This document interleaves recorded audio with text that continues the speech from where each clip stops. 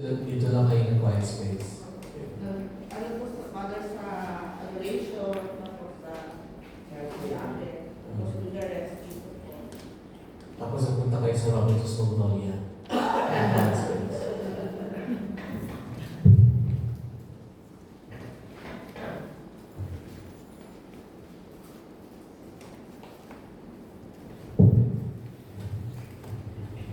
Okay, so good afternoon.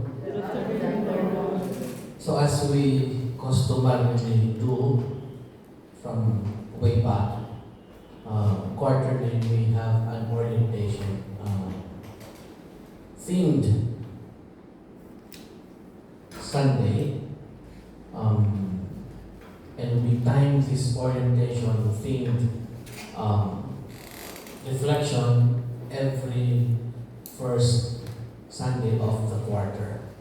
So today, being January being the first month of the first quarter, will be some kind of an orientation.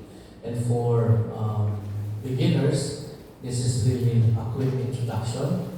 And for those who are already actively practicing meditation, this serves some kind of review or refresher.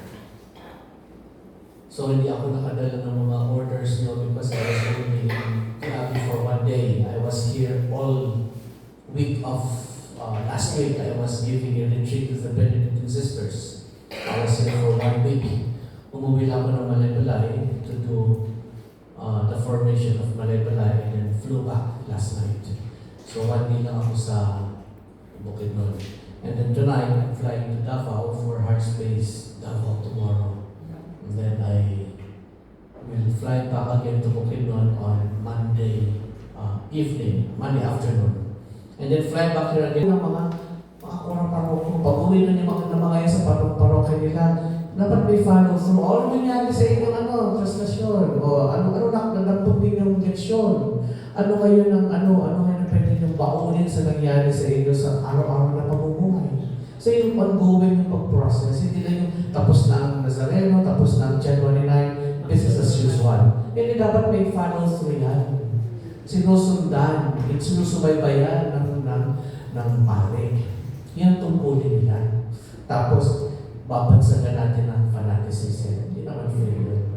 That is satisfying. And I have high respect for Father Archie Calipa. Pero, as a priest, nasabihan ko lang ng mga panatiko itong mga tao ko para hindi yata medyo, hindi ako komportable to label them as mere fanatics.